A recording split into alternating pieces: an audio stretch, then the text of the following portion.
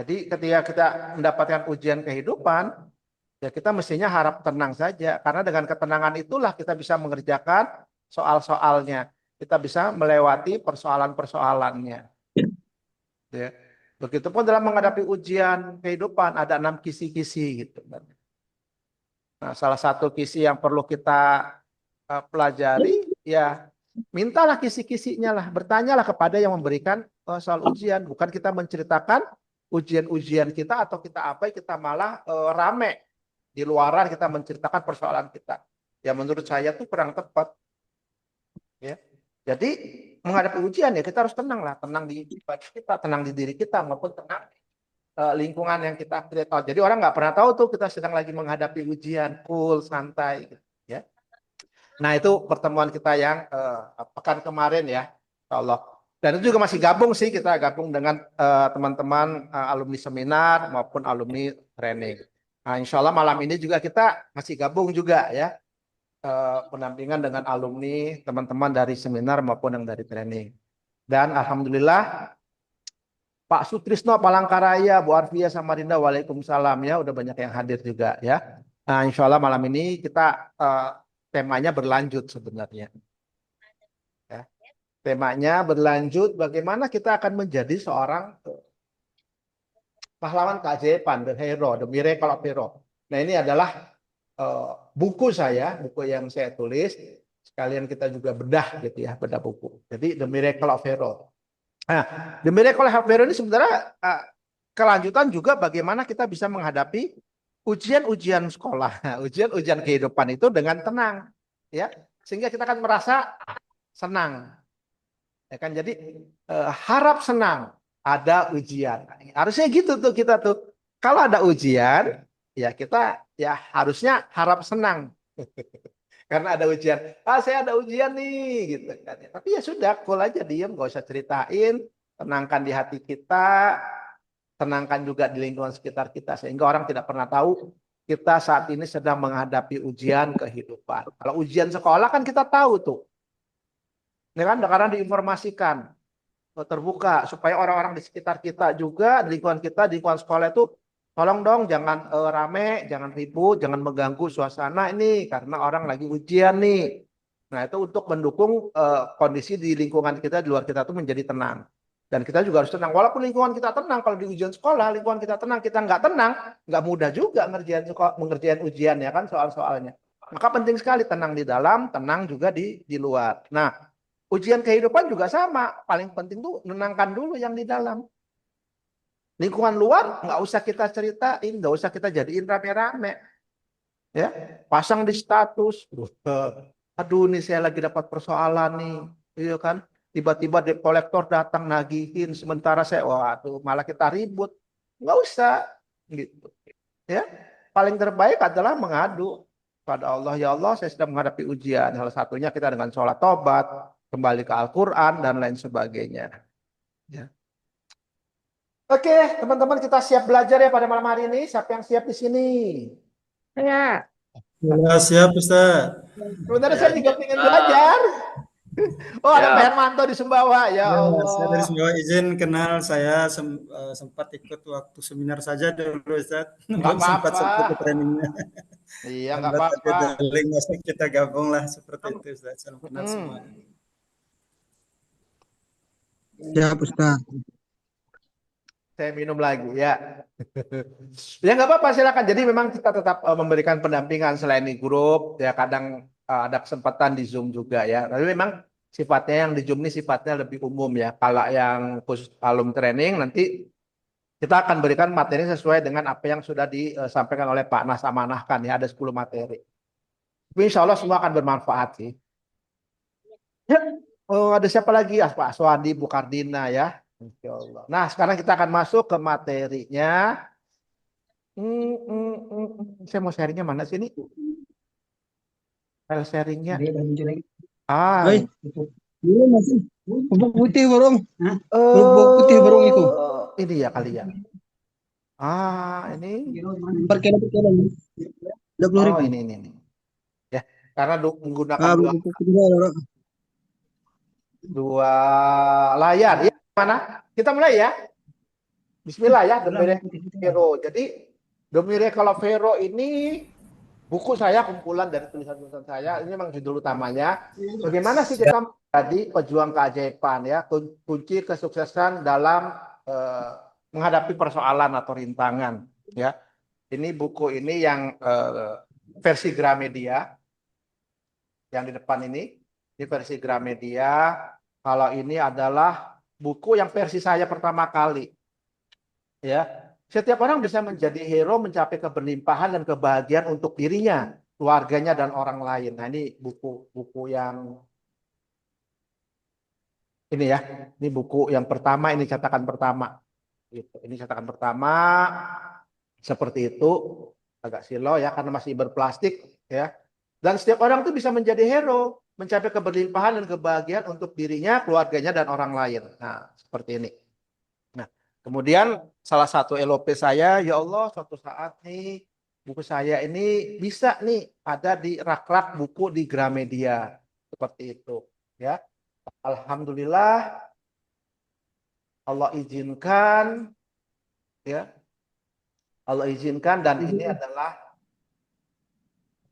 buku saya The Miracle of Hero. Ini kelihatan ya share-nya? Kelihatan, Ustaz. Terlihat ya. Ya. The Miracle of Hero. Nah, ini insya Allah malam ini bukan bicara tentang buku keseluruhan ya, tapi saya mengambil poinnya tentang hero. Hero itu pahlawan, pejuang. Nah, The Miracle of Hero bagaimana kita menjadi pejuang keajaiban. Nah, jadi untuk mendapatkan keajaiban tuh teman-teman, Bapak Ibu sekalian, ya perlu ada ikhtiarnya. Ya kan? Duduk diam, rezeki datang. Bukan berarti kita tidak ada ikhtiarnya. Bukan berarti hanya tawakal saja, tetap kita berikhtiar. Duduk diamnya bukan duduk diam yang sembarangan gitu ya dalam magnet rezeki. Jadi jangan sampai banyak salah menangkap, waduh kita duduk diam aja nih, rezeki akan datang. Tidak begitu. Duduk diamnya itu minimal teman-teman yang sudah ikut seminar nih, ada 4 pola, ada 4 jurus, ada 4 cara untuk bagaimana mencapai keajaiban. Yang pertama, memahami landasan magnet rezeki. Yang kedua, perisai rezeki mesti dipahamin. Yang ketiga, bagaimana pikiran kita selalu positif dengan law of projection. Segala sesuatunya kejadian tuh wow keren. Yang keempat, disiplin kata. Maka ketika kita itu terapkan seperti itu, boleh jadi kita akan mendapatkan yang namanya duduk diam, rezeki itu datang ya dengan caranya Allah. Nah, untuk menjadi pejuang keajaiban, menjadi the miracle of hero, tentu juga ada ikhtiarnya, ada polanya, ada caranya. Seperti itu. Jadi untuk mencapai keajaiban itu tidak hanya duduk diam itu bagian dari ikhtiar tawakalnya sudah. Tapi di balik itu ada ikhtiarnya, ada polanya. Ya. Seperti itu. Nah, begitupun juga dalam buku saya The Miracle of Hero bagaimana menjadi seorang pejuang keajaiban, ya. Jadilah kita menjadi seorang hero adalah bagaimana menjadi kunci kesuksesan dalam menghadapi rintangan. Ini di buku saya yang Gramedia. Tapi di buku yang awal tuh setiap orang bisa menjadi hero, ya, mencapai keberlimpahan dan kebahagiaan untuk dirinya, orang lain dan keluarganya. Seperti itu, kurang lebih sama ya. Nah, bagaimana sih kita untuk menjadi seorang hero, seorang pahlawan gitu ya, seorang pahlawan keajaiban. Ya. Nah, saya membaginya kurang lebih seperti ini ya. Tetap kita diminta untuk berpikir dan berperilaku yang positif. Pikiran, perilaku itu bisa bagian dari tindakan kita, ikhtiar kita, perasaan kita, spiritualitas kita ya. Jadi berpikir dan berperilaku positif itu mencakup ketiganya, pikiran kita, perasaan kita, spiritualitas kita ya harus selalu positif sehingga kita bisa menjadi seorang hero. Nah, adapun The Miracle of Hero itu ada kepanjangannya teman-teman, Bapak Ibu semua ya. Jadi hero itu kepanjangan dari H-nya itu adalah happiness. Kebahagiaan. Ya. Default kita diciptakan oleh Allah itu untuk mencapai kebahagiaan, kesenangan, kesukacitaan, kegembiraan. Seperti itu ya. Jadi happiness ini puncak dari segala rezeki sebenarnya. Dan dalam penelitiannya juga menunjukkan hal yang sama. Dalam penelitian ilmiahnya juga menunjukkan yang sama ya. Apa sih yang kita capai yang kita cari dalam kehidupan? Pasti semuanya pengen bahagia gitu ya. Pengen bahagia, nggak ada yang lain. Karena memang defaultnya kita itu diciptakan oleh Allah itu untuk menjadi bahagia, selalu untuk bersenang-senang kan gitu. Nah, biaran diciptakan itu memang awalnya untuk diciptakan untuk bersenang-senang. Nah, jadi happiness ini adalah defaultnya kehidupan kita, bahagia. Maka ketika kita bahagia, itu ibarat kita seperti hidup dalam surga, apapun yang kita inginkan, yang penting kita bahagia saja, insya Allah akan terwujud. Jadi itu kuncinya, keajaiban, kuncinya rezeki itu adalah bagaimana perilaku kita, perasaan kita, pikiran kita, spiritualitas kita pada posisi di happiness ya, pada posisi merasakan kebahagiaan. Nah, bagaimana untuk mencapaikan rasa kebahagiaan itu? Itu ada formulanya dari hero. H-nya itu adalah happiness, ya kebahagiaan. E-nya itu adalah kejadian, event. Event itu kejadian-kejadian yang kita alami dalam kehidupan sehari-hari. Ya. Nah, kejadian-kejadian itu yang kita alamin, ya pasti semua pernah mengalami yang namanya kejadian-kejadian ya, kejadian setiap hari ya, apapun kondisinya seperti itu. Nah, kemudian ya kejadian yang menyenangkan, kejadian yang tidak menyenangkan, ya. Tinggal bagaimana kitanya, R-nya itu meresponnya. Meresponnya dengan baik, ya. Seperti itu. Bagaimana respon kita? Apakah respon kita itu positif atau respon kita itu negatif atau tidak positif? Nah, kejadian-kejadian ini kan selalu kita alami dalam kegiatan sehari-hari. Ya, misalnya kita pernah nggak sih mengalami situasi dan kondisi yang tidak menyenangkan? Pasti pernah, ya. Minimal sekali lah dalam hidup. Pasti pernah lah, ya tidak mungkin tidak pernah. Nah, yang tidak kita pernah pelajari sebelum mengenal makna rezeki adalah respon kita. Maka penting sekali nih responnya, ya. Misalnya ada sebuah cerita ya dalam buku saya itu saya menceritakan, ya ada sebuah cerita, ada seorang ayah gitu. Ada seorang ayah yang hobinya berjudi. Berjudi tiap hari tanpa henti. Jadi kehidupannya itu adalah kejadian-kejadian kehidupannya itu adalah selalu berjudi dan dia memiliki 2 orang anak yang laki-laki juga, 2 anaknya kembar. Seperti itu. Nah, anak yang pertama dia menjadi seorang dokter yang berhasil. Seperti itu. Menjadi dokter yang berhasil, baik hati dan sangat dihormati. Sementara anak yang kedua mengikuti jejak ayahnya menjadi penjudi juga. Karena dia contoh, dia lihat kejadian ayahnya yang setiap hari berjudi. Ya. Jadi yang ingin saya sampaikan di sini, apapun eventnya, apapun kejadiannya, itu sama. Ya, apa tuh kejadian yang sama? Ayahnya itu seorang penjudi. Ya, yang memiliki 2 orang anak, tapi ya anaknya tuh memberikan respon yang berbeda. Yang pertama menjadi seorang dokter dan yang satunya lagi menjadi seorang penjudi, mengikuti ayahnya. Ya, nah anak yang pertama yang ingin menjadi dokter ini dia punya respon yang berbeda terhadap kejadian yang terjadi pada kehidupannya. Ya, apapun kejadiannya bisa jadi sama, tapi bagaimana respon yang kita berikan tuh ya berbeda ya, positif ataupun tidak positif. Nah, cerita yang pertama. Cerita yang kedua ya. Cerita yang kedua ini juga yang sering saya ceritakan kalau dalam kegiatan seminar ya atau private training. Ya, ada seorang ayah dengan 3 anaknya yang dalam kondisi terburu-buru gitu kan ya. Dalam kondisi terburu-buru menaiki sebuah kereta.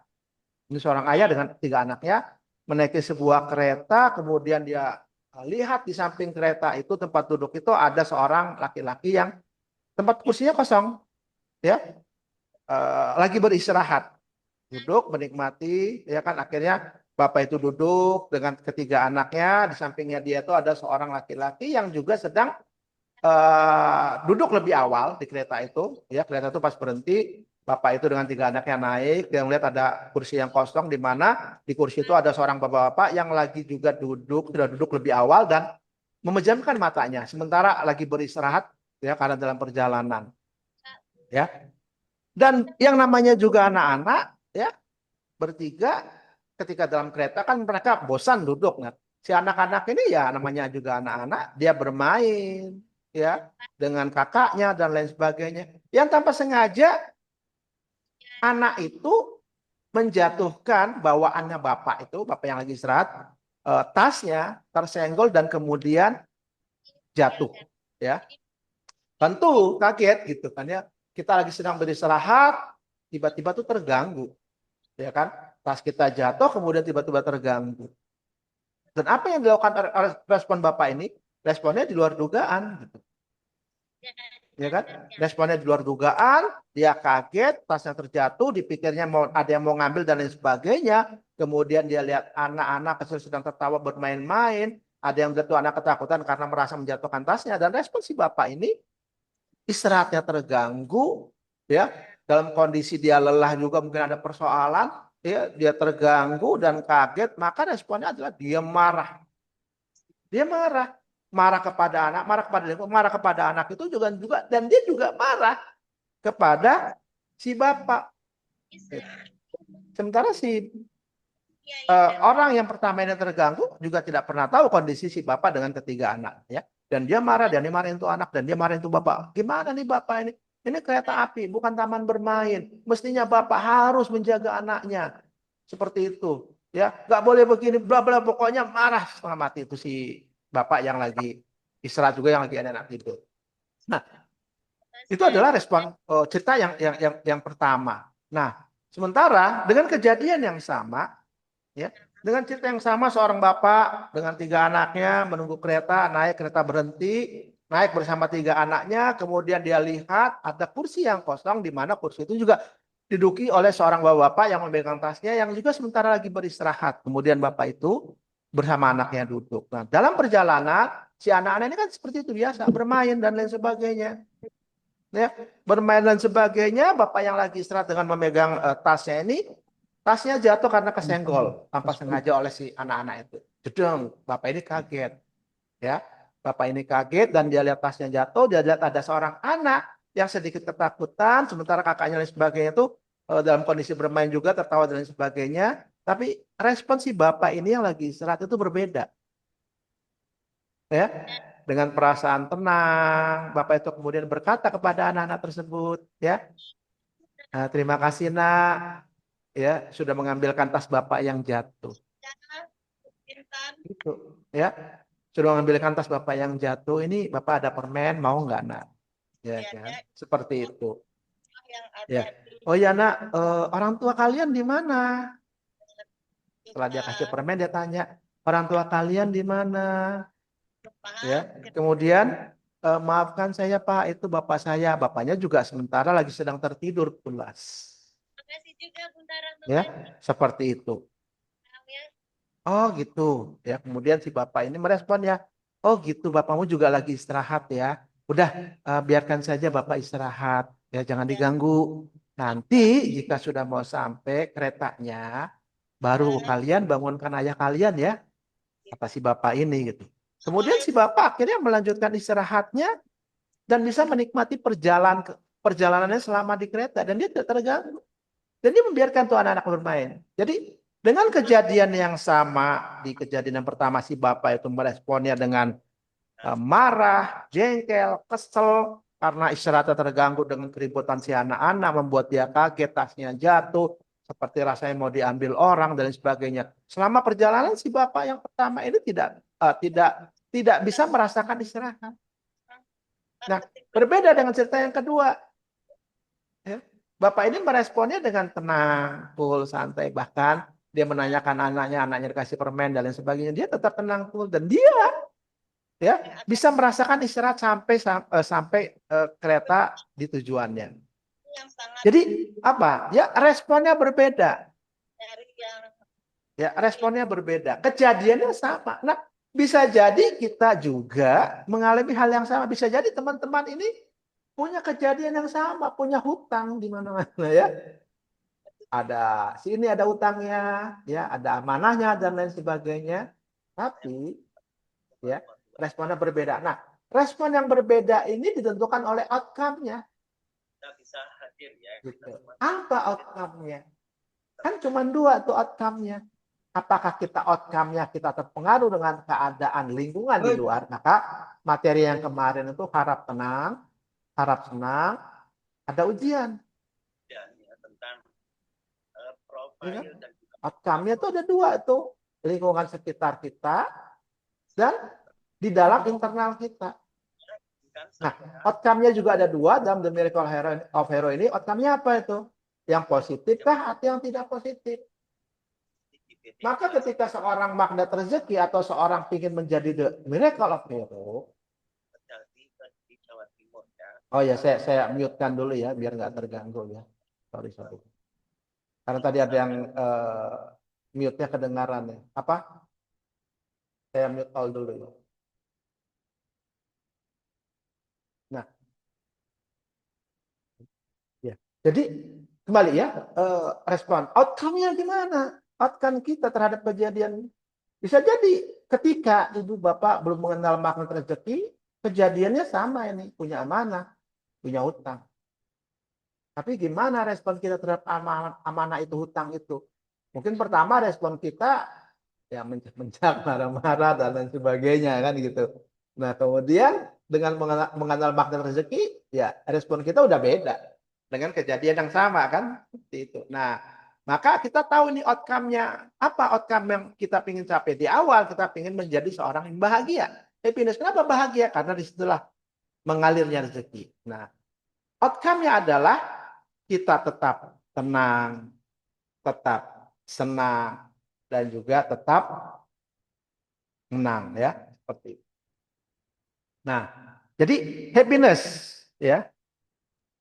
Kuncinya adalah dalam Miracle of Happiness bagaimana kita menjadi seorang yang selalu bahagia ya. Dari cerita-cerita yang tadi kita semua pasti akan pernah mengalami dan mungkin juga kita juga pernah mengalami ya kan?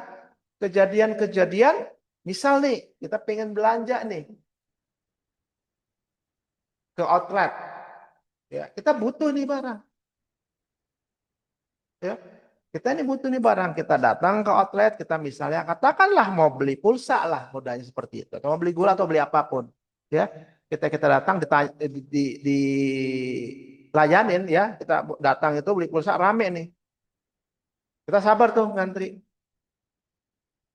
Ya kan? Nah, begitu pas giliran kita, si wiraniaga ini mungkin karena lelah, karena capek, karena sebagainya gitu kan. Sementara kita maunya juga buru-buru, dia tuh jutek banget. Bu, mau beli apa? Anu Kak, saya mau beli ini pulsa. Ya, pulsa yang berapa, Bu? Cepat Bu ya, berapa begini. Kita dilayani dengan tidak nyaman, dengan tidak baik. Ya kan? Nah, biasanya ketika kita mendapatkan eh, pelayanan yang kurang nyaman, so gimana respon kita? Ya, biasanya kita nggak mau beli tuh.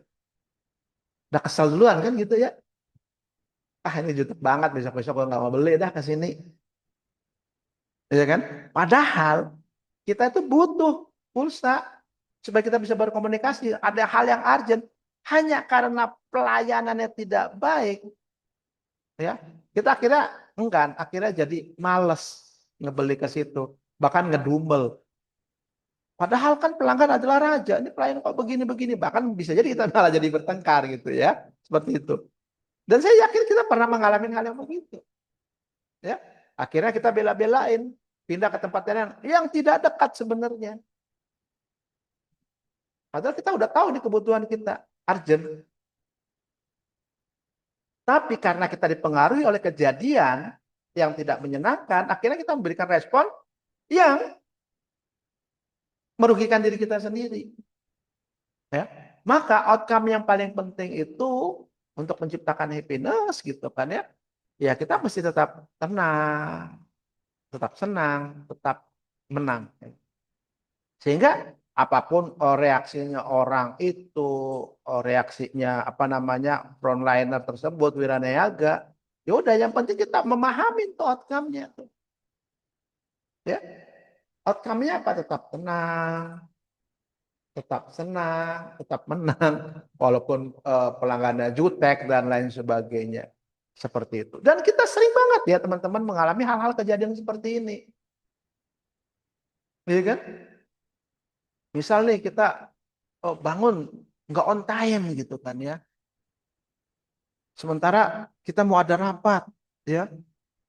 Kita keburu-buru dan lain sebagainya. Dan biasanya kejadian-kejadian begitu justru akan menjadi menghambat kita. Kenapa? Karena kita nggak apa ya, outcome-nya kita yang kurang tepat. Bahkan kita menyalahkan, aduh ini waker ini dan sebagainya. Udah gitu di jalanan lagi macet-macet juga kita salahkan. Sampai juga di lingkungan kantor, benar-benar kita akhirnya datang terlambat, dimarahin bos dan lain sebagainya. Padahal kalau kita menjadi seorang miracle of hero, menjadi seorang pejuang keajaiban, menjadi seorang pahlawan, ya butuh waktu perjuangan, butuh waktu berjuang untuk menjadi keajaiban tadi. Ya, apa sih yang kita ingin capai dalam the miracle, dalam hero-nya itu? Ya kebahagiaan. Apapun kejadiannya, eventnya, respon kita yang mesti kita jaga, teman-teman. Ya, kalau dalam makna rezeki kan responnya, wow keren, itu bagian dari law of projection. Wow keren. Ya, nah respon ini outcome-nya udah jelas, kita sebagai magnet rezeki, outcome-nya udah jelas tuh, wow keren. Ya, bikin menciptakan kita tetap tenang, tetap cool, tetap senang, dan sehingga kita menjadi seorang pemenang. Apa pemenangnya? Kita menjadi bahagia. Nah, mencapai bahagia ini adalah bagian dari keajaiban. Kalau kita udah tenang, udah tetap senang aja, tetap menang, ya, dan kita merasa menjadi bahagia, insya Allah tuh keajaiban akan hadir, rezeki kita akan hadir. Sebenarnya sesederhana itu. Tapi memang, ya, kita harus perlu banyak berlatih. Jadi dari buku saya The Miracle of Hero itu kurang lebih seperti ini Bapak Ibu. Ya, apa sih artinya hero? Hero itu tadi yang pertama adalah happiness, R-nya event atau kejadian, ya. Kemudian R-nya itu adalah respon kita terhadap kejadian-kejadian yang kita alami. Bagaimana respon kita? Udah jelas tuh cuma dua aja. Respon kita baik atau tidak baik. Respon kita terhadap lingkungan di sekitar kita dan respon kita terhadap diri kita. Ya, kalau kuncinya yang kemarin jika ada ujian kita harap tenang, harap senang, ya artinya di internal kita, di diri kita, ya responnya tetap harus positif. Apapun kejadiannya di sekitar kita, ya kita create juga untuk menjadi tetap tenang. Maka outcome-nya apa? Outcome-nya adalah kita tetap tenang, kita tetap senang, dan kita akan menjadi seorang hero, seorang pemenang. Seperti itu, ya. Nah, poinnya jadi seperti itu. Nah, di buku saya juga yang lain, saya menceritakan mengambil dari sebuah tulisan buku psikep istilahnya, ya. Dari bukunya, bentar, saya mesti buka. Ya, dari bukunya Fred Lutans, ya. Yang bertajuk Psikologi Capital atau sering disebut dengan Psychop. Ya, Psikologi Capital, Developing the Human Competitive Edge atau yang biasa kita sebut dengan Psychop. Capital ya, Psikologi Capital dari Fred Lutans ya. Fred Lutans menuliskan sebuah buku yang namanya juga Hero. Nah, Hero itu terdiri dari yang namanya hope. Haknya itu adalah hope atau harapan. Kemudian ini adalah yang keduanya itu efficacy atau kepercayaan diri atau self-efficacy. Kemudian R-nya itu daya tahan, resiliensi. Dan yang keempatnya adalah optimisme. Nah, jadi saya sambungkan. Untuk kita menjadi seorang hero, ya tentu ada ikhtiarnya juga. Outcome-nya udah jelas tuh. Kita tetap tenang, senang, menang apapun kejadiannya. Nah, maka di setiap kejadian itu ada yang namanya hope, ada yang namanya harapan. Harapan kita kepada Allah, ya Allah, apapun ini ujiannya, apapun ini persoalannya, ya, saya tetap harus cool, tetap tenang, tetap senang, ya. Di materi yang kemarin harap tenang, ada ujian, kita kembalikan. Allah pasti akan memberikan apa itu kisi-kisinya. Kisi-kisinya bisa kita dapatkan dari Al-Quran dengan melakukan garpu talak dan lain sebagainya. Ada harapan kita. Ada pengharapan kita kepada Allah. Sangka baik kita kepada Allah. Segala sesuatunya kita sandarkan kepada pemberi ujian. Ya. Dan kita yakin seorang guru tidak mungkin akan memberikan ujian, persoalan, permasalahan pada siswa didiknya yang anak TK dengan ujian anak kuliahan. Tidak mungkin. Karena apa? Karena Allah akan memberikan, menguji seseorang itu sesuai batas kemampuannya. Jadi kalau memang masih TK, pasti ujiannya TK. Ya. Kalau ujian kehidupan kita, Anda punya aman dan sebagainya, apapun kejadiannya mungkin juga sama. Tapi ya, Allah memberikan ujian itu sesuai kapasitas kita, sesuai kemampuan kita. Ya. Maka untuk menjadi seorang hero ada harapan, ada hope kita. Harapan kita kepada Allah nggak ada kepada yang lain. Harapan kita kepada pemberi ujian. Kalau kita dapat ujian, pasti seorang guru memberikan kisi-kisinya. Ini loh kamu pelajari. Ya kan? Kalau kemarin saya sampaikan bedanya ujian kehidupan dengan ujian sekolah, kita ujian sekolah belajar dulu, baru ujian. Ujian kehidupan kebalikan. Kita diuji dulu, setelah itu baru kita belajar. Maka penting sekali pengharapan kita itu kepada Allah setinggi-tingginya. Kalau kita menjadi seorang hero, ya. Yang kedua adalah self efficacy atau kepercayaan terhadap diri sendiri. Nah, kadang-kadang itu kita nggak percaya terhadap diri sendiri. Yakin, ingatlah ada hope yang Allah berikan kepada kita. Allah menguji kita berdasarkan kapasitas kita. Nggak mungkin kita ini anak TK diuji dengan ujian mahasiswa. Ya, Bapak Ibu diuji dengan amanah, dengan hutang 500 juta. Artinya Bapak Ibu itu mampu. Artinya Bapak Ibu harus percaya terhadap diri sendiri. Ya, self efficacy. Karena dengan kepercayaan terhadap diri sendiri, ya, kita diciptakan oleh Allah dengan sebaik-baiknya bentuk. Kalau kita tidak punya sangka baik kepada Allah, gitu kan ya, atau sangka baik terhadap diri sendiri, ya itu sama dengan kita ingkar terhadap sangka baik kita kepada Allah. Karena apa? Karena kita ini bagian dari ciptaan Allah. Allah menciptakan kita dengan sebaik-baiknya. Maka penting sekali memiliki yang namanya efficacy atau self efficacy. Sikap memiliki kemampuan diri atau percaya diri terhadap diri sendiri. Memiliki sikap sangka baik terhadap diri sendiri atau husnuzon kepada diri. Bukan suuzon. Ya Allah, aku nggak mampu. Ini nggak mungkin. Yang saya katakan tadi, Allah itu memberikan ujian sesuai dengan kemampuannya. Ya, ketika Anda mampu mengangkat beban 100 kilo, pasti Anda akan mampu mengangkatnya. Tapi kalau Anda tidak percaya diri, 5 kilo pun Anda nggak mampu angkatnya. Padahal pelatih Anda paham nih, Anda mampu angkat 100 kilo. Tapi karena kita nggak percaya, 5 kilo pun tidak terangkat. Anda punya amanah 100 juta, artinya Anda mampu. Anda punya hutang 1 M, artinya Anda mampu. Orang lain mungkin tidak mampu. Kejadiannya bisa sama punya hutang. Nah, maka setiap kejadian itu respon kita bagaimana, kemudian kepercayaan diri kita itu juga harus bagaimana. Yakinlah bahwa kita mampu. Maka ada harapan tadi, ada hope kita kepada Allah. Ya Allah, Engkau tidak akan pernah memberikan ujian ini di luar batas kemampuan. Ya, kalau kita tidak mampu, hasil akhirnya responnya pasti akan berbeda. Ya, Bapak Ibu yang hadir di sini adalah orang-orang yang punya self efficacy. Dan saya yakin semua punya persoalan. Tidak mungkin tidak. Maka penting sekali kita sangka baik kepada diri. Karena dengan sangka baik kepada diri sama dengan kita sangka baik kepada Allah yang menciptakan kita. Ya. Nah, kemudian apa R-nya? R-nya daya tahan. Kita penting sekali menjadi seorang pahlawan nih. Punya daya juang, punya daya tahan. Ya, punya keuletan. Punya rasa kekuatan, berdaya terhadap diri sendiri, ya, memiliki segala ketabahan, keuletan, dan daya tahan, daya banting. Sehingga kita mampu tuh berdiri lagi, mampu menghadapi setiap persoalan yang datang kepada kita. Ya, dan mencapai apa yang kita inginkan. atau kesuksesan. Di bisnis pun juga sama. Resilience ini penting banget. Ya. Nah, terhadap ujian-ujian yang kita terima, ya, kita wajib punya daya tahan, punya keuletan.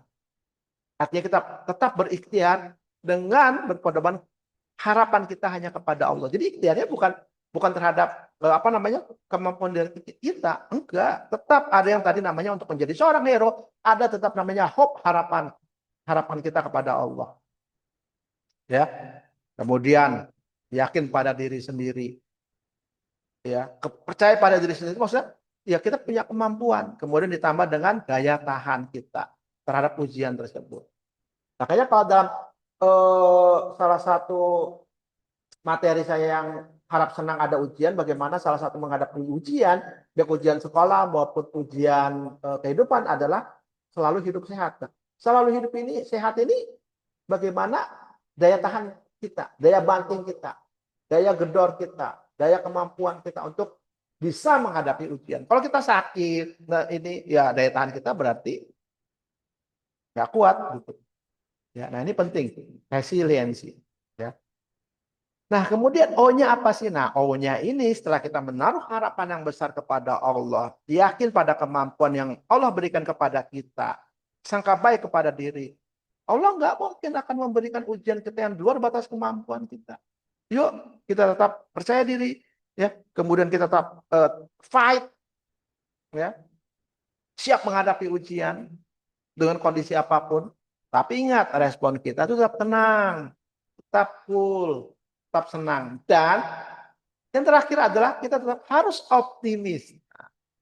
Jadi komplit tuh menjadi seorang hero. Optimisme bahwa sesungguhnya persoalan ini sudah selesai full. Bahkan di dalam pikiran kita, sesungguhnya sudah tidak ada lagi persoalan. Karena apa? Karena ada Allah tadi, ada hope kita terhadap Allah. Kita udah tahu nih outcome-nya. Untuk tetap tenang, cool, tetap senang, tetap menang. Karena kita bahagia, kita tetap tenang terhadap persoalan, dan kita optimis, ya itu rezeki itu masuk gitu. Jadi udah nggak ada persoalan lagi sebenarnya. Kalau kita ingin menjadi seorang hero, ya. Nah, kemudian gimana nih kita menjadi seorang hero? Ya butuh latihan, butuh ikhtiarnya. Ya. Nah, saya minta Bapak Ibu sekalian coba deh kita tulis nih.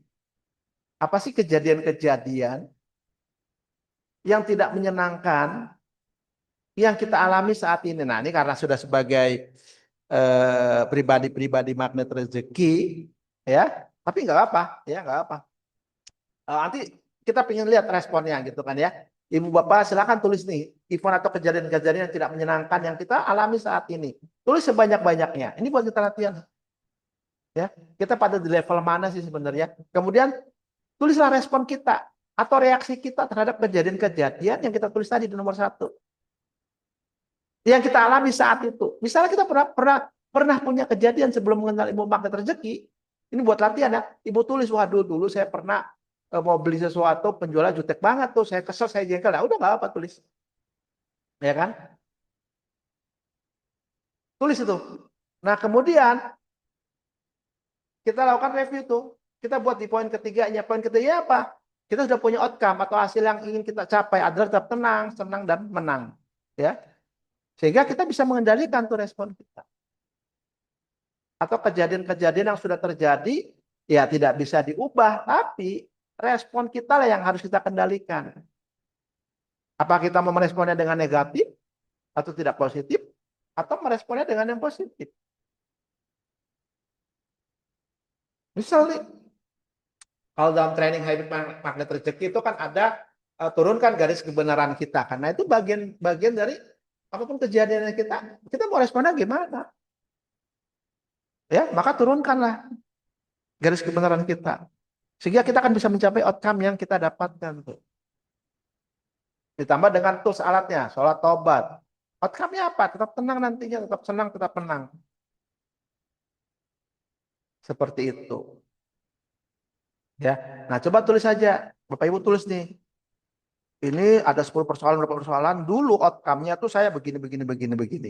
Sekarang begitu paham outcome-nya, oh ya, terhadap kejadian ini saya harus tetap tenang, tetap senang, tetap menang.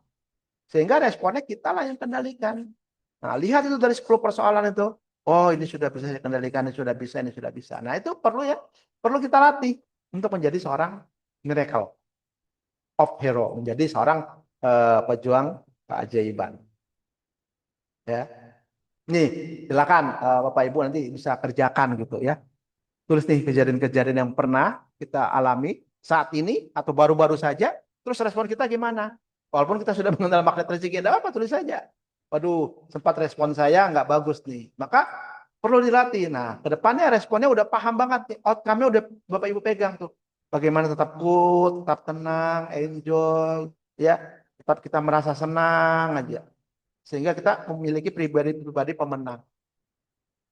Gitu ya. Nah, karena apa? Karena itu kita nggak bisa mengubah arah angin. Kejadiannya udah terjadi, nggak bisa kita ubah. Tapi kita bisa mengubah arah sayap. Ya. Buah kapal tidak akan bisa mengubah arah anginnya. Tapi dia tahu outcome-nya, tujuannya. Maka yang dia ubah adalah layarnya. Seperti itu. Ya. Maka yang kita ubah respon kita. Outcome-nya apa? Kita udah paham.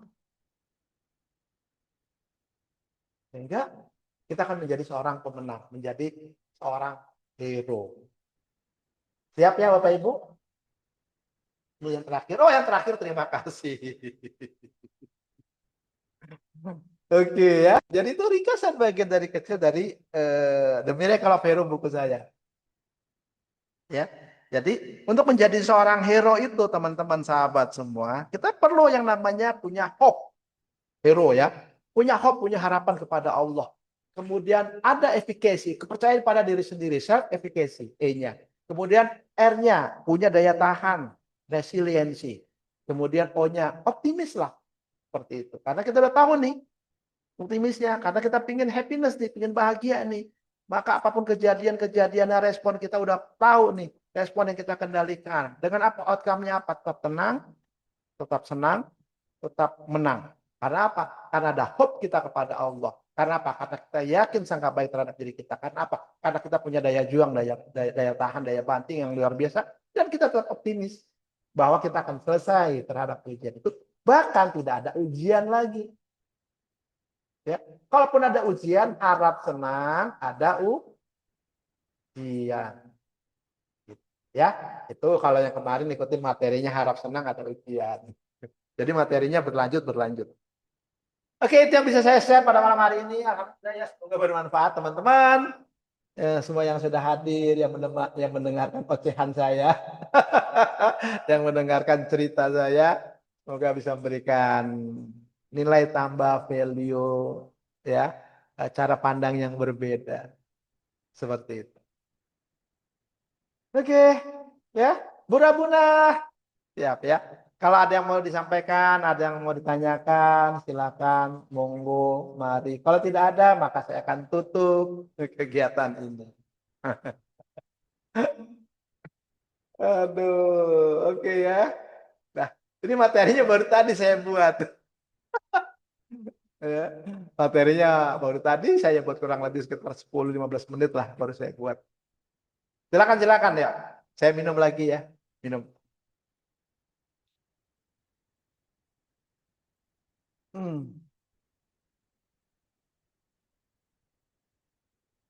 Jadi teman-teman, Bapak Ibu semua, mohon izin jika beberapa waktu yang lalu saya belum bisa membersamai, ya.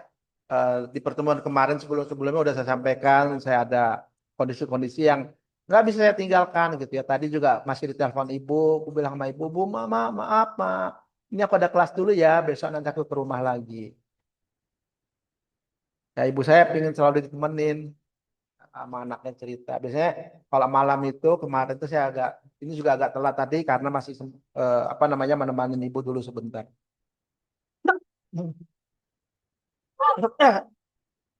Siapa yang sudah hadir nih? Wah, nambah lagi ya yang buka Zoom-nya. Ada Bu Zamila, Masya Allah. Ada Pak Bahrianur. Ya. Izin tanya Ustadz, mic tidak aktif. Oh, Pak Hermanto, silakan Pak Hermanto.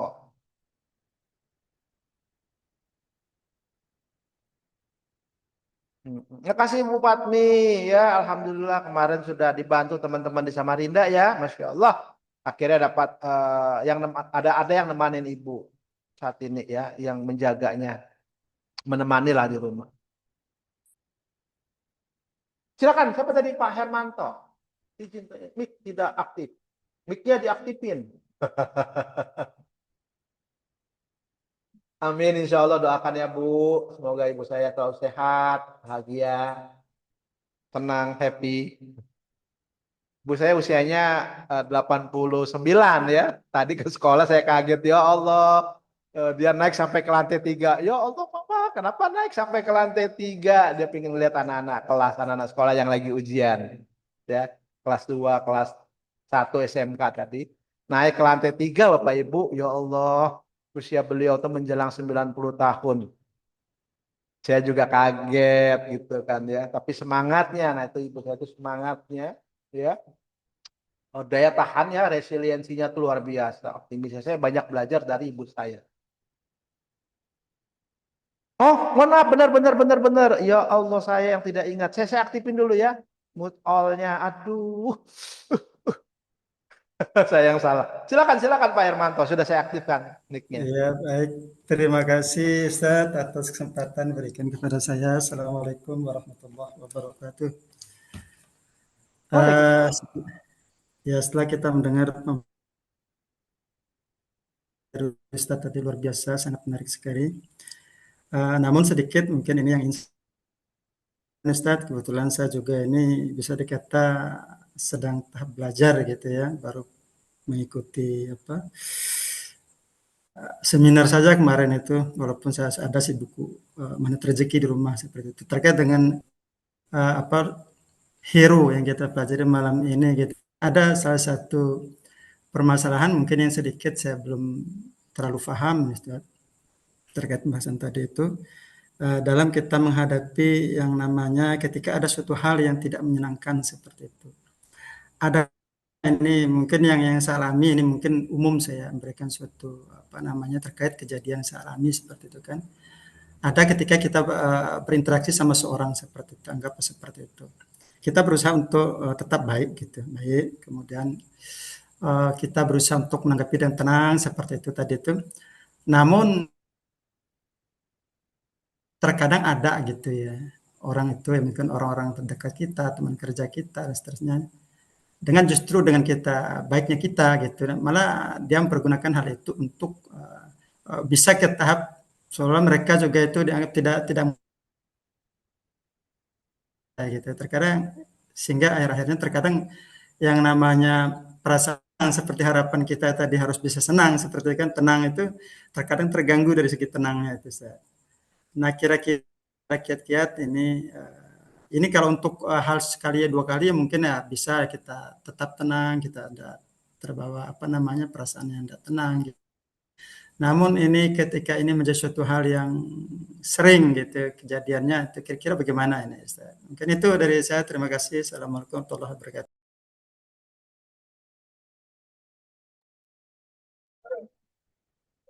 Ya, Pak Hermanto. Ya, kalau kita kembali kepada materi The Miracle of Hero, bagaimana menjadi seorang pahlawan keajaiban, menjadi seorang hero, tadi itu beberapa kiat-kiat rumusannya ya. Kalau kemarin juga mendengarkan tentang bagaimana kita menghadapi ujian, tetap kuncinya adalah harap tenang ada ujian. Kalau yang sudah paham, harap senang ada ujian. Nah itu sebenarnya bagian dari rangkaian-rangkaian materi. Ya. Jadi kalau yang sudah ikut materi training hybrid, ada satu kuncinya itu. Ya, turunkan garis kebenaran. Udah itu aja ya. Seperti itu. Dan saya tidak bisa ngebahas materi tentang turunkan garis kebenaran pada malam hari ini ya. Nah, jadi bagaimana yang dialami oleh Pak Hermanto? Memang tadi yang seperti di awal saya katakan kalau Anda ingin menjadi seorang keajaiban, seorang pejuang, hero, nah berarti harus berjuang kan? Berjuangnya apa? Ya harus praktekkan. Caranya gimana? Ya udah itu tadi aja, respon kita, outcome-nya tahu nggak sih? Tetap tenang, senang, menang, udah gitu aja. Maka kan ada 2 outcome itu. Kalau standarisasi ke ujian sekolah itu kan 2 tuh. Ya, selalu diinformasikan di lingkungan kita. Lingkungan kita tuh harap tenang ada ujian. Lingkungan tuh sekitar kita. Kondisi sekolah tuh bagaimana caranya harus dikondisikan, harus dijaga. Siapa yang jaga? Lingkungan sekolah, orang-orang yang di luar. Kenapa? Karena lagi ada ujian nih. Supaya apa? Supaya mengerjakan persoalan ini siswa nih lagi mengerjakan persoalan bisa mengerjakan dengan baik. Kenapa? Lingkungannya tenang, itu lingkungannya. Tapi kalau si siswanya sendiri di dalam dirinya internalnya juga tidak tenang, nggak mudah juga mengerjakan soal, ya kan? Maka gimana caranya? Tetap lingkungan di luar kita jaga, kita yang bisa kendalikan. Di dalam pun juga kita yang bisa kita kendalikan. Jadi begitu ada ujian, kita harus bagaimana caranya tetap tenang. Nah, tips untuk menghadapi ujian sekolah, di kemarin sudah saya bahas tuh, ada 6 tuh tips tuh. Iya kan, ada 6. Bagaimana dengan ujian kehidupan juga sama, ada 6 juga. Seperti itu ya. Yang penting poinnya adalah respon kita terhadap lingkungan di sekitar kita. Kita tetap tenang. Di internal kita, dalam diri kita juga tetap tenang. Ya, seperti Pak Hermanto menyampaikan, tapi kan mereka-mereka ini gitu ya, mereka-mereka ini kan membuat seolah-olah terus kejadian-kejadian terus ya. Gimana respon kita? Siapa yang bisa mengubah arah layar? Ya, kita nggak bisa tuh mengubah arah angin. Tapi kita tahu outcome kita ini. Maka kita ngikutin tuh. Yuk kita rubah arah layarnya. Kalau angin yang kita rubah ya nggak bisa. Arah layarnya saja yang kita ubah. Di eksternalnya nih anginnya ke arah sini. Ya sudah di internal kita layar yang kita ubah. Orang itu begitu terus seolah-olah memanfaatkan, maka ada materi turun garis kebenaran, kita ubah tuh lingkungan kita ubah juga diri kita. Maka respon kita adalah bagaimana kita bisa mengendalikan lingkungan di luar, lingkungan di dalam. Kenapa harus kita bisa ubah? Karena kita tahu nih outcome-nya apa tadi outcome-nya. Bagaimana kita tetap tenang, tetap senang, sehingga kita menjadi pemenang. Karena apa yang mau kita cari? Menjadi seorang hero. Apa itu hero? Menjadi seorang yang outcome-nya adalah bahagia. Gitu Pak, jawaban saya yang simpelnya. Maka butuh dipraktekkan tadi. Itu ada yang terakhir. Coba tulis itu kejadian-kejadian. Ya kan, yang Pak Hermanto alamin itu tulis tuh. Bagaimana respon Anda? Nah, yang bisa mengendalikan respon itu siapa ya kita. Kalau Pak Hermanto mau meresponnya dengan hal yang tidak baik, ya tidak ada persoalan. Iya kan? Artinya outcome-nya kita yang belum tepat. Ya perbaiki outcome-nya. Outcome-nya apa tadi? Yuk tetap tenang, tetap senang, tetap menang. Kalau sudah tahu outcome-nya, mestinya respon kita ya udah.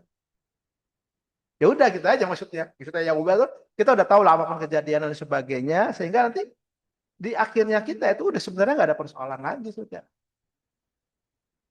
Mau lingkungan kita orang dan sebagainya bagaimana ya udah. Kalau belajar garis kebenaran udah turunkan turun-turunnya. Mudah kagak. Menjadi seorang hero itu kan nggak mudah. Menjadi seorang pahlawan itu kan butuh effort, butuh perjuangan, butuh daya tahan, memperjuangkan kemerdekaannya. Iya nggak? Iya nggak sih? Sebagai kita ini sebagai seorang ayah ini kan seorang hero. Sebagai ibu juga seorang hero. Siapapun dalam kehidupan itu adalah seorang pejuang, seorang hero, seorang pahlawan. Gitu Pak Hermanto, mudahnya dalam materi yang The Miracle of Hero. Ya. Jadi mau tidak mau memang harus dipraktekkan. Kalau dalam materi seminar, law of projection kita, bagaimana pikiran kita. Itu harus tetap, wow keren. Wow keren ini kan outcome-nya. Gitu ya. Nah, maksudnya outcome yang lebih clear lagi, itu outcome-nya ya kita tetap tenang, tetap senang, tetap menang, ang-ang gitu ya. Sehingga kita menjadi bahagia. Gitu Pak, yang bisa saya jawab, semoga membantu.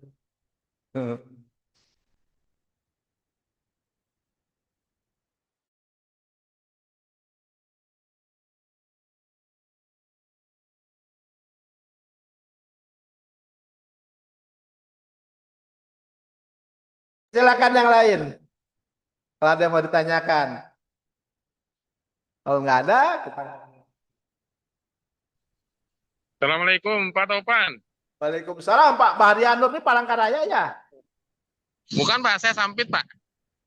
Oh ya maksudnya dari Palangkaraya kan Sampit ya? Iya ya. Oke. Kalau dari Palangkaraya, nggih. Yang jelas apa yang disampaikan oleh Pak Topan itu benar adanya. Saya juga pernah mengalami ya akibat mungkin saya tidak bisa mengendalikan diri atau emosional seperti yang Pak Topan sampaikan, bukan malah mendapatkan penyelesaian persoalan gitu, malah mungkin sebaliknya gitu. Nah, akhirnya suasana dan situasinya tambah runyam, law of projection kita itu jadi tidak positif, akhirnya ya tambah sesuatunya tidak positif gitu. Nah, dan alhamdulillah setelah mendengarkan beberapa kali mungkin seminar-seminar mulai dari saya ikut Magnet Rezeki di Palangkaraya sampai sekarang itu alhamdulillah semua itu sudah mulai terbuka, sudah mulai dapat pencerahan dan memang selama ini memang salah gitu. Ada yang bukan, ada yang tidak benar gitu ya. Ada yang tidak benar, mungkin mungkin dulu tuh seperti ini dan sekarang alhamdulillah sih sudah paham gitu. Dan memang respon kita memang selama ini saya juga merasa respon terhadap apa yang terjadi itu tidak positif gitu. Nah, akhirnya hasilnya juga sama gitu. Nah, alhamdulillah terima kasih. Mungkin ini juga karena Allah ya yang apa namanya membukakan jalan gitu ya. Dihadiahkan suatu persoalan sehingga menemukan jalan seperti ini, akhirnya mendapatkan pencerahan-pencerahan seperti ini ya. Kalau tidak ada persoalan, ya mungkin saya enteng-enteng saja gitu. Mungkin saya tidak ikut seminar, tidak ikut macam-macam, dan mungkin saya tidak mendapatkan ilmu gitu. Seandainya saya tidak dikasih persoalan amanah yang banyak gitu ya. Dan alhamdulillah pelan-pelan amanahnya juga sudah mulai memudar gitu. Jelas, saya ucapkan terima kasih sekali Pak. Assalamualaikum warahmatullahi wabarakatuh. Itu saja. Oke. Oke, waalaikumsalam warahmatullahi wabarakatuh. Masya Allah, Pak Baryanur ya, luar biasa ya. Alhamdulillah. Ya. Banyak jumpa Pak Toban, kangen pingin seminar lagi.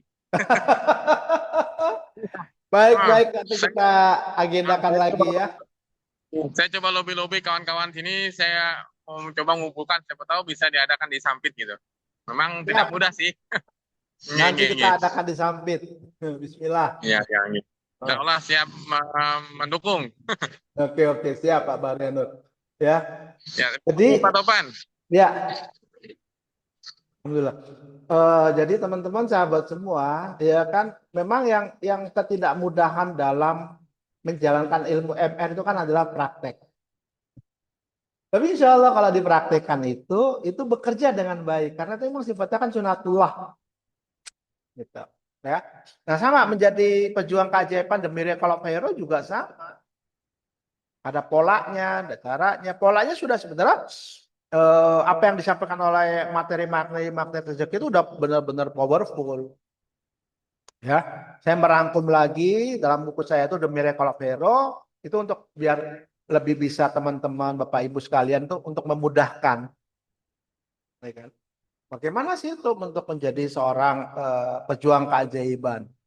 Namanya juga pejuang ya tadi ya singkatannya pejuang atau hero itu ya tadi tuh simpelnya. Kita paham nih outcome-nya. Kita tahu nih kejadian-kejadiannya, eventnya bisa jadi sama, tapi bagaimana kita bisa mengendalikan respon? Kan respon kita aja sebenarnya. Respon di pikiran, perasaan, spiritualitas. Gimana harus positif. Nah, itu aja rumusannya. Itu aja rumusannya. Sehingga nanti insya Allah yang namanya rezeki itu akan hadir. Rezeki akan hadir ketika hati kita tetap tenang, tetap senang, tetap bahagia, gembira, sukacita. Happy-happy lah. Bahasa kasar kayak gitu lah. Senang-senang lah. Ya. Silakan kalau ada lagi yang lain.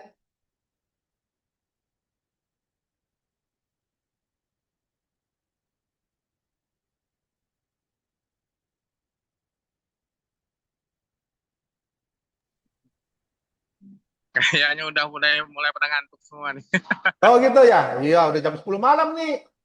Di Balikpapan di bagian tengah ya. Jam 11 mungkin di bagian timur dan jam 9 di bagian barat. Kan karena kita campur nih ya, ada dari timur sampai ke barat. Bontang jam 10, Coach. Ada Bu Siti Sundari ya. Insya Allah kita akan jalan-jalan SGS 6. Wah, dapat lagi. Insya Allah dimudahkan izinnya. Sampai jumpa. Sampai berjumpa. Di Pontan jam 10 ya, wilayah tengah jam 10. Saya juga Ya jam lewat. kita beda, Lewat. sama lah. Ya kan, sama lah. Oke, oke, oke. Kalau nggak ada ini kita bahas yang lain lagi nih, nyempil-nyempil dikit lagi. Kira-kira ada yang mau disampaikan lagi, Bapak Ibu sekalian? Kalau nggak ada, aku mau promosi lagi. Bukan promosi buku, enggak lah ya. Buku enggak lah ya. Buku nanti Bapak Ibu bisa cari di Gramedia ya. Kalau tidak ada, nanti bisa pesan aja ke saya. Nah, saya mau promo lagi. Saya mau informasi ini aja lagi. Apa ya? SGS tadi. Siapa aja di sini yang udah jadi mitra ya? Bu Siti Sundari. Wah, Pak Mauludi nih siap-siap nih. Tinggal berapa poin lagi dapat tiket dia. Wih, kita doakan ya. Dapat tiket ke SGS. Wah, ada Bu Karnengsi juga ya. Tadi aku baru teleponnya. Ada Bu Karnengsi ya, insya Allah ya. Jadi kan ada salah satu. Ini saya perlu sampaikan ulang lagi. Ntar saya buka materinya deh. Biar ini menjadi karena ini bagi saya ini udah kewajiban banget ya. Sekarang ini udah benar-benar dibahas di pusat ya. Karena memang sudah agak sedikit meresahkan teman-teman. Ya, meresahkan terkait penipuan nih. Dataku di mana ya? Masa di sini sih?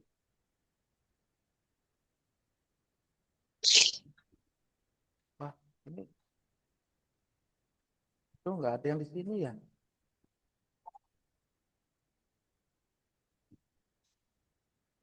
Nggak ada yang di sini ya. Jadi udah benar-benar meresahkan nih ya terkait dengan penyalahgunaan nama magnet rezeki ya, penyalahgunaan nama magnet rezeki dan juga Pusat Nas. Jadi akhirnya oleh Pak Nas itu dibuat yang namanya Satuan Petugas ya, Satgas terkait penyalahgunaan nama magnet rezeki. Karena makin masif aja nih teman-teman orang-orang yang nggak paham yang tertipu oleh oknum. Ya, maksudnya tertipunya gimana?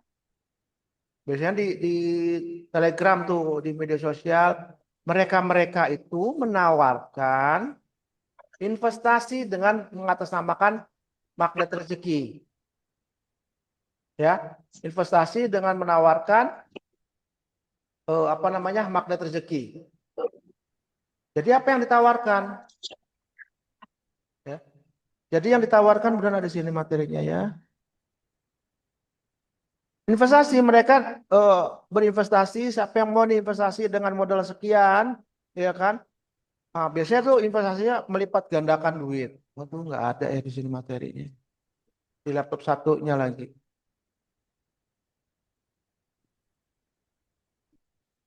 Nah, jadi saya minta teman-teman ya, jika ada, sampaikan ke keluarga dan sebagainya. Jika ada yang mengatasnamakan magnet rezeki atau setas, suruh menawarkan bisnis dengan trading, ya forex, apapun pokoknya apapun dengan segala macam rayuannya. Rayuannya maksudnya apa? Dengan segala macam testimoni. Jika Anda menanamkan dana sekian juta, gitu ya, sekian ratus, Anda akan mendapatkan duit sekian. Udah, itu adalah penipuan. Pokoknya yang begitu-begitu itu adalah penipuan. Udah nggak ada lagi yang lain. Ya, jadi di bisnis yang magnet rezeki itu cuma satu yang resmi, yaitu adalah pemberdayaan ekonomi umat. Apa itu? Dinar, emas, dinar khairojikin dengan produk-produk yang lain. Nah, produk-produk lainnya apa? Ya buku-buku MR, kemudian umroh, kemudian properti, desa wisata dan lain sebagainya. Tapi kalau yang dia bilang tanam duit, store duit, Anda akan dapat dalam 3-6 jam, itu adalah tipu. Itu adalah penipuan. Seperti itu. Maka kalau ada itu tolong dilaporin saja. Ibu bapak jangan ikut. Karena itu sudah jelas-jelas penipuan. Ya, diiming-imingi dengan dana sekian, bapak ibu iming-iming tergoda. Ini lagi butuhan nih. Saya lagi persoalan punya hutang. Ya, 20 juta lumayan, ini disuruh nabung 500.000, saya akan bisa dapat 5 juta. Ya udah ikut 500.000. Udah enggak, itu enggak ada. Itu penipuan. Ya. Jadi kalau ada keluarga, teman, sahabat yang menanyakan ke Bapak Ibu udah bilang itu penipuan, penipuan, penipuan, penipuan. Abaikan saja. Ya. Walaupun enggak ini ada bukti transfernya ini, enggak itu penipuan. Ya. Pokoknya begitu itu penipuan. Jadi bisnis yang benar di magnet rezeki itu ya adalah dinar khairozikin. Nah, untuk itu Bapak Ibu kalau ada informasi-informasi tentang bisnis sampaikan aja ke kami. Ya. Sampaikan aja ke kami. Insya Allah kami yang lebih paham. Ya, kami yang lebih paham. Seperti itu. Karena kami adalah ring satunya Panas. Ustadz Nasrullah ya. Jadi kalau ada informasi ini, udah itu pasti penipuan. Jadi kalau ada tawaran-tawaran kayak gitu, kecuali tawarkan ini benar nggak dinar khairozikin. Nah itu benar. Itu benar ya. Jadi pemberdayaan ekonomi umat, bagaimana kita mengamankan aset kita kembali kepada dinar sesuai sunnah Nabi, ya hadis Nabi seperti itu. Ya benar nih Pak Maulidi di grup yang info penipuan, ya itu, aduh sekarang benar-benar udah kita buat satgasnya itu.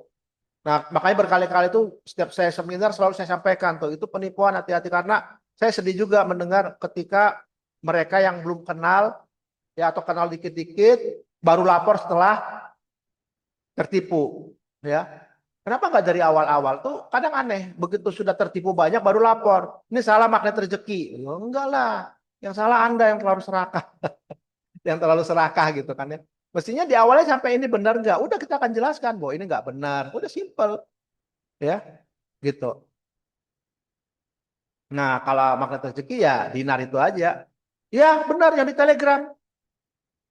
Pokoknya tiba-tiba kita dimasukin aja di Telegram, ada bukti transfer lah, ini loh dapat sekian, terima kasih ya testimoninya bla bla. Enggak, itu oknum yang sama, mereka tim. Bikin akunnya mudah, bikin akun-akun siapapun mudah. Testimoni mah gampang, bukti transfer mah gampang. Ya akhirnya kita yang nggak tahu apa dimasukin di grup Telegram, tergoda. Wih kok enak banget ya, wih banyak banget yang sudah dapat nih. Ah coba dulu 100.000. Udah dah. Nanti sudah itu begitu Bapak Ibu transfer 100.000 dimacem-macemin lagi, digoda-godain lagi. Bu, ini insya lagi cair Bu, ya. Tapi mesti ada pajak yang dibayar. Ibu kalau mau nambah, mau bayar pajak, nambah lagi Bu supaya keluar lagi lebih banyak. Ah, tergoda kita. Masukin lagi duitnya. Begitu udah banyak duitnya kita, udah. Nanti Ibu chat, Ibu apa sudah. Bahkan Ibu nanti Bapak Ibu dikeluarkan tuh dari grup. Mereka udah dapat duitnya, ya. Jadi apapun penipuan, dah gitu dari Telegram. Paling banyak di Telegram. Yang benar dinar, pada yang dinar insya Allah benar. Sampaikan aja ke kami, gitu. Ini benar nggak informasi ini? Ini benar nggak bisnis ini? Ya, kalau di luar dinar, sudah kita katakan itu penipuan. Ya, hipnotisnya begitu Bu, Pak. Hipnotisnya tuh kita tergiur dengan testimoni yang banyak. Dengan banyak nomor, dengan banyak nama. Itu kan nggak ada nomornya, kita nggak tahu. Itu kan bisa aja. Misal nih, saya bisa bikin akun Telegram itu bisa dengan 10 akun. Tinggal buat email aja, nomornya. Udah bisa, Bu. Dengan satu orang. Dengan nama yang berbeda-beda. Bikin testimoni, terima kasih ya. Alhamdulillah, nggak sampai 3 jam, saya sudah dapat hasilnya. Wah, kita lihat nih satu testimoni. Muncul lagi dengan nama yang lain, testimoni yang berbeda. Waduh, saya bersyukur sekali hutang saya bisa selesai karena ngikutin investasi ini, Pak. Makasih ya Pak Nas. Wah, mulai kita tergoda tuh, mulai terhipnotis tuh. Akhirnya kita coba-coba. Udah, pokoknya penipuan. Ya. Jadi gitu ya, itu penipuan. Saya kadang-kadang kesel. Keselnya gini loh. Kenapa sih kita suka tergoda, nggak berpikir agak normal dikit. Justru yang kita kasih informasi yang benar tentang bisnis ini malah berpikir panjang. Wah, ada investasinya ya 750.000. Ya kan? Nanti gimana-gimana padahal tuh udah bisnis yang benar. Ya, yang benar-benar bermanfaat. Kalau kita punya investasi dinar, kita simpan tabungan kita yang dalam bentuk duit, kita jadikan emas dinar, itu justru sangat membantu sekali terhadap impian kita. Kita punya hutang nih, bayarnya pakai dinar aja nanti. Itu akan jauh lebih cepat membantu. Karena kenaikan harga dinarnya jauh lebih tinggi daripada kenaikan duit. Seperti itu. Ya, contoh saja 1 dinar Waktu awal-awal cuma 4,2, sekarang udah 9,4. 2 kali lipat naiknya. Cepat dengan produk yang sama. Oke itu ya. Dan kelebihan Adinar kan teman-teman bisa dapat jalan-jalan gratis. Oke, ada lagi yang mau ditanyakan? Ya pokoknya penipuan lah. Pokoknya yang dapat uang dengan cara yang mudah. Nah itu udah jelas penipuan. Kita kan suka cara yang instan-instan kan. Dapat duitnya mudah. Padahal karena kebiasaan makan mie instan kali ya. Padahal kan mie instan nggak langsung dimakan. Ya toh? Pada prosesnya. Mie instan kan pada prosesnya. Dibuka bungkusnya, dipanaskan dulu 2-5 menit. Baru campur bumbunya baru dimakan. Kan nggak langsung dimakan. Itu aja instan. Jadi kalau ada penawaran hal-hal yang instan, nanti dapat ini, udah case close ya, fix itu penipuan. Mau di media sosial apapun jelas itu penipuan. Mau modul, mau metodenya bagaimana, nama magnet rezeki atau luar nama magnet rezeki misalnya, yang mengiming-imingi dengan duit, dapat duit yang cepat, udah itu penipuan. Kita sukanya gitu kan, pingin jalan pintas. Ya, jalan pintas itu yang kadang-kadang buat kita nggak pantas dan mampus. Sadar. Saya juga ngalamin dulu Bapak Ibu begitu, saya ngalamin, makanya saya tahu. Nggak enak itu kalau ditipu. Jadi jangan sampai Bapak Ibu juga ikut-ikutan. Cukup saya aja, ya. Seperti itu. Pokoknya kalau ada yang nawar-nawarin dapat duit, nggak ada penipuan fix gitu. Ya. Ya kayak di hipnotisnya karena terlalu banyak sekali testimoni sehingga kita tergoda. Ya sekarang aja nggak ada makan siang gratis kan gitu istilah peribahasa, nggak ada tuh makan siang gratis, pasti ada maunya. Dan makanya gitu kita sangka baik saja dan sebagainya. Ada itu kita cukup tahu ya, informasi ke keluarga itu nggak benar, itu kurang tepat ya. Kalau mereka sudah terlanjur mentransfer, udah sudah stop ya gitu. Sama kayak judi online tuh kayak terhipnotis juga, ngeri memang. Maka ayo balik-balik kembali istighfar. Sangka baik sama diri, sangka baik sama Allah. Oke Bapak Ibu, nggak ada pertanyaan lagi ya? Kalau nggak ada, kita tutup nih kegiatan pada malam hari ini. Nanti kita akan lanjut lagi di sesi berikutnya. Ya, kemarin tuh saya janji apa ya? Oh, Paradox of Candy ya. Oh iya, habis harap tenang ada ujian, memang nanti poin utamanya Paradox of Candy. Nah ini pengantar-pengantar saja. Nah, Ya silakan. Bu siapa? Bu? Oh Bu Karneng sih. Silakan Bu. eh, bertanya boleh yang lain boleh Pak? Gimana gimana? Gini Pak, saya mau menanyakan masalah ujian tadi. eh ini masalah hutang pihutang Pak. Ya ya ya ya ya. Kan kan berdagang Pak, berdagang istilahnya berdagang ayam kan. Ada berapa orang gitu ndak bayar hutang sama kami Pak. Rasa di dalam hati ini gimana caranya biar ndak ingat gitu Pak. Oh, soalnya ditagih-tagih ndak mau bayar Pak. Bagaimana caranya kita biar ikhlas gitu Pak, biar biar dalam hati tuh jangan ada yang baku gitu bahasanya Pak. Ya jangan ditagih. Bu, kan banyak banyak konsep ya. Kalau dari materi magnetisme itu kan ada materinya lah ya. Eh apa namanya? Jadi kalau kalau saya itu ini kan buat pelajaran kita semua ya. Kalau utang piutang itu kan sangat yang tidak mudah. Kalau saya suka ada orang mau pinjam duit, mau apa, lebih baik saya kasih aja. Karena kalau kita kasih pinjam, utang, itu banyak ininya nanti ya. Banyak mudaratnya. Yang tadi silaturahmi bagus, jadi nggak bagus. Lebih baik ya kita kasih duit, dia punya, saya pinjam dong 10 juta, ya udah kasih aja 500.000. Saya nggak bisa minjemin, ya nggak ada duit nih 500.000 aja buat kamu. Itu lebih enak.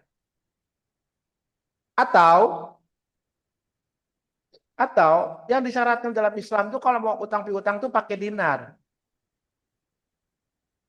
Ibu nggak sakit hati, bapak ibu nggak sakit hati kalau mau dibalikinnya kapan. Misal nih akadnya pakai dinar. Bukan Nengsi, saya mau pinjam dong 10 juta. 10 juta itu kurang lebih setara dengan 1 dinar. Kasih pinjam aja 1 dinar. Ini dinar ya. Nanti kamu balikin ke saya kapanpun dengan nilai yang sama dengan 1 dinar. Kalau duit, sakit hati Bu. Pinjamnya 10 juta, nagihnya 10 tahun. Tiap bulan Ya, betul. Tiap bulan bayar sejuta. 10 tahun kemudian tidak berlaku tuh sejuta. Nangis bombay kita. Ya. Jadi kalau pinjamkan duit itu kan ada dua. Saya bilang tadi, jangan dipinjamkan daripada timbul masalah mudarat, ya toh? Atau kasih duit aja. Nah, mau pinjamkan pakai emas, pakai dinar, akadnya dinar. Mau pinjam berapa, Bu? 10 juta. Ya udah 10 juta ini, Bu. Saya punya dinar ya, 1 dinar nih kalau dijual dapatlah 9 jutaan. Dia bisa bantu itu. Nah, Ibu jualin aja. Jualnya ke siapa? Ke Pak Mauludi. Nanti Pak Mauludi kasih tuh 9 juta. Nah, sudah kan dia. Nanti kembaliin ke Bu Karnengsi gimana? Kembaliin 1 dinar. Nggak riba, nggak apa. Kapan? Terserah. Dibuat akadnya. Bu, saya kembaliin 10 tahun lagi ya. Nggak apa-apa, tapi 1 dinar. Nanti 10 tahun 1 dinar itu harganya bukan 9 juta, 20 juta. Bu, kok jadi 20 juta? Lah kan kita akadnya dinar. Saya mau cicil. Boleh. Cicilnya pakai dinar ya. 1 dinar. Ada tuh Pak Mauludi jual 1/4 dinar. Ibu beli deh 1/4 dinar. Kasihin ke saya 1/4 dinar. Gak apa-apa. Jadi kurang lagi 7/4 dinar. Enak nggak gitu? Mau dibalikin kapanpun aman. Dibalikin dengan dinar. Jangan dengan duit. Loh, dulu kan Bu saya cuma 9 juta. Bukan duitnya. Dinarnya. Kan bisa ditanya, kan Bu saya dulu dapatnya 1 dinar itu 9 juta. Ya itu terserah gitu. Kita bukan duitnya. Tapi dinarnya. Kita akadnya di dinar ya Bu, Pak. Jadi Bapak Ibu kembalikan aja dinarnya. Seperti itu. Saya nggak akan nambah-nambahin Ibu kembali jadi 11 dinar Kak. Jadi 1,4 dinar enggak, cukup aja 1 dinar sesuai yang kita pinjamkan akadnya. Aman enggak? Aman. Seperti itu. Nah, pinjam-meminjam buatkan akadnya di depan notaris kalau perlu. Jadi benar-benar di atas hukum. Jadi nanti jatuhnya tidak pidana, perdata, bukan perdata, pidana.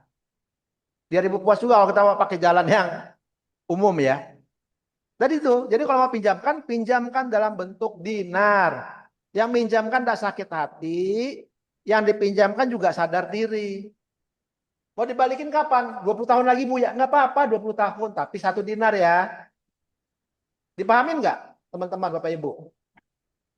Dan itu tidak merugikan siapa? Maka sunnahnya Nabi itu, hadis Nabi itu benar. Ya. Dan kita nggak jadi riba lagi, kita bungain lah inilah. Kita tidak juga merasa dizolimin.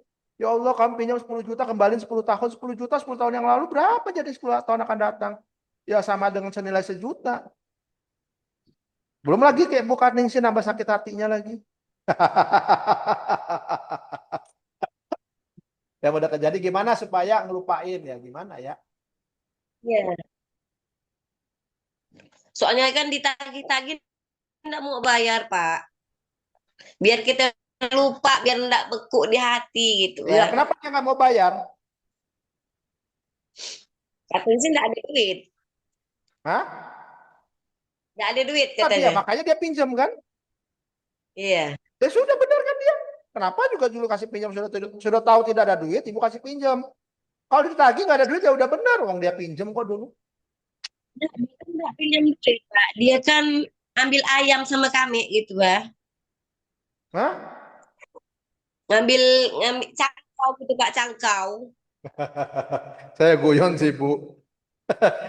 Artinya itu jadi pelajaran, jangan lagi diberiin kan gitu. Ya, Iya. ibu masih beriin juga sekarang. Enggak sih. Nah, sekarang dia cari ayamnya kemana? Enggak tahu. Nah, kan yang rugi dia juga. Enggak, yang mau saya tanyakan tuh, Pak, biar bisa melupakannya, biar enggak ingat gitu, Pak. Ya, bilang aja, Pak, jangan dihitung duit. Bapak dulu ngambil ayam berapa? 10, kembalikan deh ayamnya 10 nanti, kapanpun juga. Kan enak gitu. Nah, kalau mau dilupakan, ya ibu lupakan aja, jangan dianggap aja udah misalnya gitu. Itu ada di materi training hybrid market rezeki, cuma kan saya nggak bisa buka di sini tuh. Selalu ya. Ada materinya di pelatihan lanjutannya itu di training. Selalu ya. Kayak yang terbaik gimana? Ya udah, lo dalam ilmu market rezeki yang dipelajari di SIMR tuh law of projection. Proyeksikan yang baik-baik aja, semoga dia banyak duitnya dikembaliin gitu.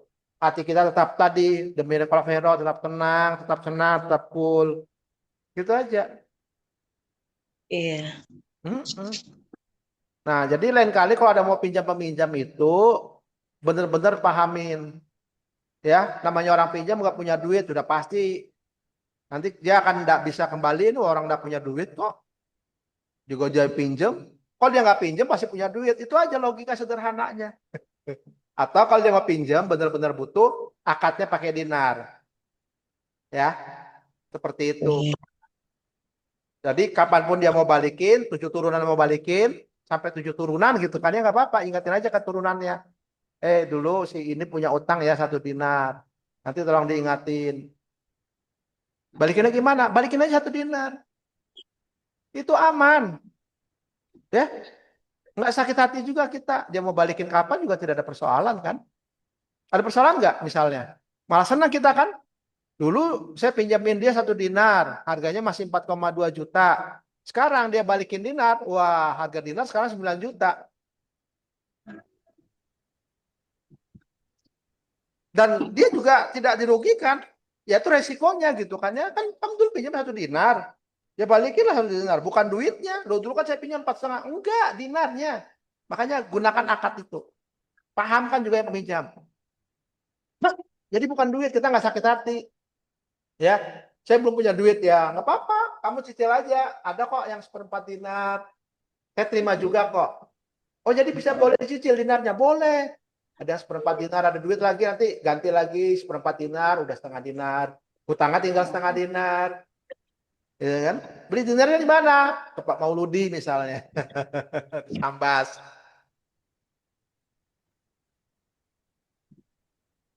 Begitu ya, Bu Kaning sih. Iya, Pak. Tapi kuncinya itu harus tenang, terima apa adanya gitu ya, Pak ya. Ya, Bismillah. kewajiban kita untuk menyampaikan, tolong dong diselesaikan hutang, tapi jangan ada perasaan kesel, jengkel, marah, karena kalau kita kesel, jengkel, marah udah nggak akan apa ya, nggak akan terjadi keajaiban lah, itu aja kuncinya. Iya. Makanya serius tuh. Ya sekarang tuh kalau orang mau pinjam itu, kalau dia benar-benar butuh sekali tuh saya lihat juga. Saya lihat juga, kalau saya kasih duit aja supaya dia nggak pinjam-pinjam lagi. Begitu dia kasih duit kan, pinjam 10 juta, ini aku punya uang 500 aja, nah ya aku nggak perlu pinjamin, kamu ambil aja deh. Besok-besok dia tidak akan pasti minta pinjaman ke kita. Kalau dia benar-benar mau minta pinjaman, ya udah aku punya ini, kamu butuh berapa? Saya butuh 10 juta. Oke, ini aku punya 1 dinar nih. Nanti kamu balikin saja tuh 1 dinar juga ya. Gitu. Ya 1 dinar juga. Kapan mau dibalikin terserah kamu lah. Begitu kamu ada dinarnya, balikin ke saya. Nah, dinar ini senilai 9 juta. Udah kamu tukarin kemana, kamu jual kemana. Ya kan? Atau mau saya bantu jualin juga bisa supaya dapat duitnya. Ya ingat ya, akad kita dinar bukan duit. Nah, gitu. Jadi nanti kamu kembalikan bukan duit, saya nggak terima duit. Ya, saya terima kembaliannya dinar. Lebih kuat lagi, buatkan di notaris kalau nilainya gede. Supaya ada sanksi hukum juga. Gitu. Ya, bayar notaris, bisa bayar kali. Nah. Oke, ada lagi Bapak Ibu? Ya, kalau nggak ada, kita tutup ya. Udah 9:30, 10:30 nih. Oke ya, terima kasih teman-teman. Semoga apa yang saya sampaikan ini bisa bermanfaat buat Bapak Ibu semua ya, dan juga tentu buat saya juga.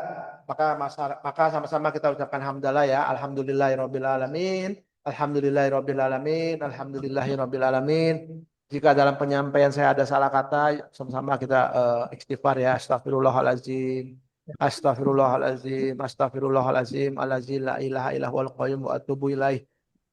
Dan kita sama-sama tutup pertemuan malam ini dengan doa penutup majelis ya. Subhanallahumma wa bihamdika asyhadu an la ilaha illa anta astaghfiruka wa atubu ilaih. Bapak Ibu, terima kasih semua. Wabillahi taufiq.